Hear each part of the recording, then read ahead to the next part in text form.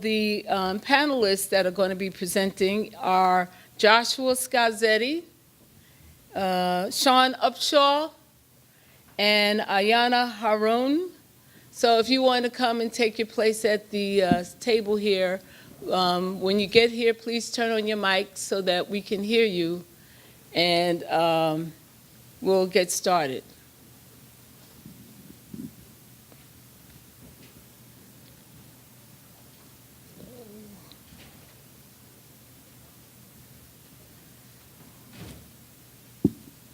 So it looks like we might do the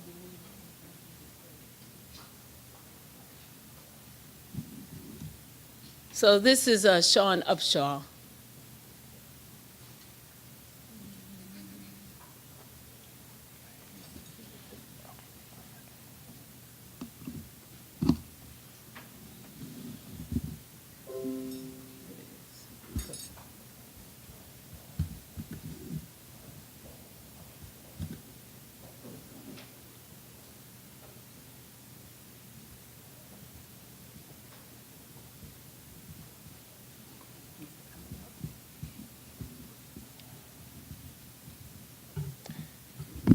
A bit of logistics and housekeeping as they're working through this. If you are a presenter, you should have your presentation on a thumb drive to bring up. If you need one right now, we can provide it for you. It'll just get the process moving a little faster. So you can come to the registration table.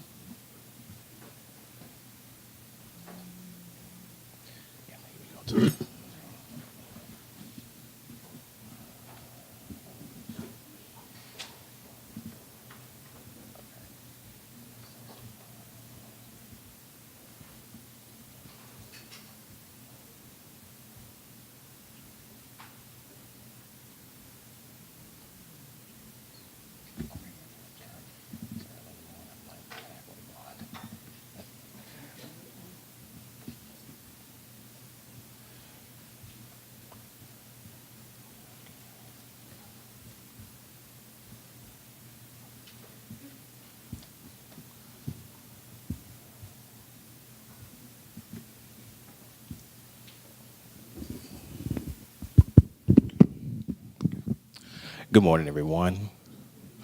I know it's early, so I realize for me it's like 9:30 and trying to wake up and talk about food. So I figured hopefully this presentation will not only add something to think about for lunchtime, but as well as something to think about how social media rather, and Black food culture is emerging as not only a new concept, but a continuation of entrepreneurship in the landscape of digital access and culture expansion.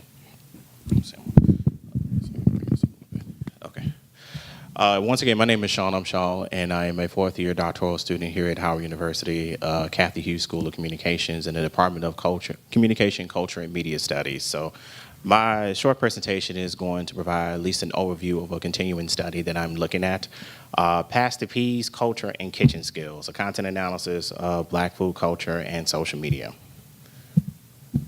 This is just a general overview of what I will discuss during the duration of my presentation.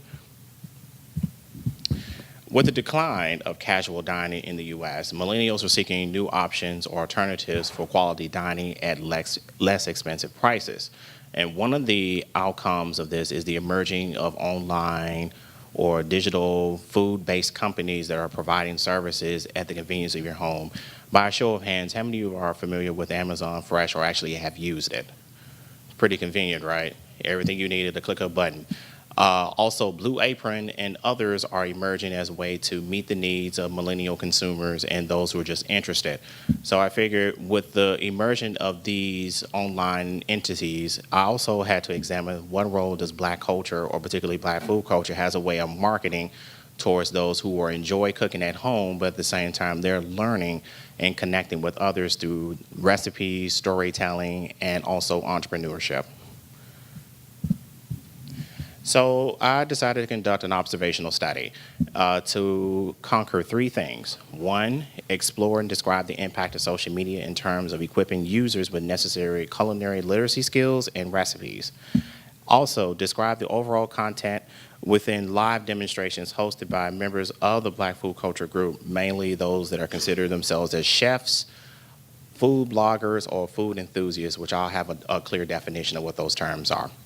Also, looking at how elements of entrepreneurship emerge during live demonstrations. So, a black food culture consists of a spectrum where ideas, belief systems, and or culture sharing knowledge is emerged through the content of food or recipes. How many of you are familiar with getting recipes from your parents or friends or family, and either you see it on Facebook and you want to share it, especially if the image reflects how you feel food should look like or taste like possibly? Well, in the lens of digital landscape, we tend to see that type of philosophy circulate within the black circuit or within the black market.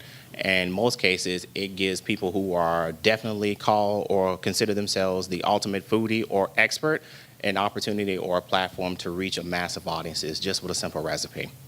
A food enthusiast is an individual who is passionate about food, not only because of what it is, but what it represents and the history that is tied to it and how many others can infuse that sense of passion and purpose within the simple recipe or a dish. And a food blogger is an individual who takes on a full-time responsibility, not only to talk, review, share, or educate, but it actually equips them with the knowledge that it is not only transferable, but it also inspires next generation of ideas that will come up simply because of exchange of conversation. Now with means of social media, it's more of a quick text or video or a snap. Anything of those media channels will allow people to not only share their ideas, but to be able to cultivate relationships, genuinely cultivated relationships. So I decided to look at 3 profiles that are quite prevalent online, at least within my circle space. So I'm still expanding this study. So I decided to look at Chef Kenneth Temple. He is a trained, educated chef from the great city of New Orleans. And for those who may be familiar with him, he often makes his appearances at the Essence Fest quite often. And he also has his own channel on Facebook where he does live demonstrations every Tuesday. And he's been providing a lot of ideas and suggestions to audiences who may not be familiar with Creole-style cooking, and how many of them are not only learning, but they're sharing their experiences with each other, thereby expanding the market of his presence. Also, Miko Drew, which is the young lady in my first slide, she's on the left. She is a food blogger. She was once a corporate executive, but she decided to go full-time in exploring the content of food from an individual who comes from the Midwest, but she has more interest in California-style influenced foods. So her idea is to not only share her experiences, but equip her viewers with simple things that they can use and take away that can feel like they've gotten a lot of money out of it, but at the same time, the experience is what equips them with simple to-do techniques at home. And then also Danny Rose, she considers herself a food enthusiast. Why? Because food is her passion. And she references it quite often on her Facebook Live demonstrations quite often. She does hers on Sundays. Sunday evenings around 8 o'clock. So you will get a mixture of juke joint music, good conversation, recipe sharing, and at the same time, she provides outlets for people to come and actually learn from her through individual training sessions that she hosts every few months. So these 3 individuals caught my attention, and I had a chance to observe their live demonstration feeds, which I'll explain a little bit later. So I decided to look at the overall content of their live feeds. So between May and September of 2017, I had an opportunity to observe 43 live demonstrations. So that's a lot.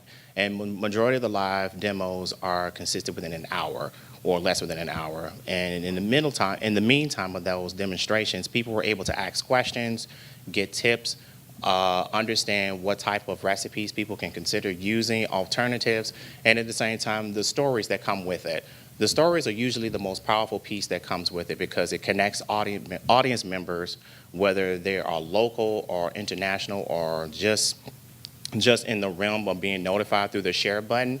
So many of them get their platform just on base of conversation alone, and also, of course, imageries of good food. So you get a 2-for-1 deal here. So I decided to look at the overall message of each live demo, along with observe the reactions and interactions with other profiles that actually comment or share or provide suggestions, and at the same time, observe how culinary literacy and recipe sharing and entrepreneurship function within those live feeds. So So just from the short time of it, I decided to. Well, actually, I came up with some thoughts while I was just reviewing this information. One, thanks to social media, Black food culture not only has an identity within the digital space, but it's become a part of a growing grassroots level entity that is still emerging each day. Well, I know for me, I follow quite few on Instagram along with Snapchat as well. So those type of intimate connections, at least in my opinion, allows me to know the individual not only beyond the food that they provide, but the stories, the education, and as well as the need for support. Also, I look at how discourse regarding culture sharing and recipes equips individuals to not only learn the recipe or learn the technique, but the stories and the history that derives from it. So for many of us, food is just something that is just a satisfying moment, but if you look at the connections between how it's made, why it's made, and the significance of it, it garner rather a sense of appreciation, or at least a strong acknowledgement, and puts into the context the role of cultural competency in the culinary industry. And then also entrepreneurship. Many of them take advantage of what mainstream media outlets provide, specific well-known or celebrity chefs, while others who are not quite made it to that stance are using social media as a means to gather their own grassroots support, and they're growing each and every single day. So these are just some of the thoughts that I took away, but I know further investigation is needed, at least scholarly, it will be needed. So I decided to critique myself as well, and I feel like having an in-depth interview or focus groups with individuals who are active participants of the study, or at least active participants of the live demonstrations, are well needed, because it will provide some context and how multiple realities are interpreting the messages from these individual profiles in connection to their own navigation in the kitchen or using recipes and ideas. Also provide a more of a theoretical framework and research questions that will kind of help guide my study in the future events. And then looking at the way social media mobilize grassroots organizations more in depth, particularly looking at the lens of literacy, culinary and health literacy, and as well as entrepreneurship. So I'm open to questions if need be. I know it's early in the morning.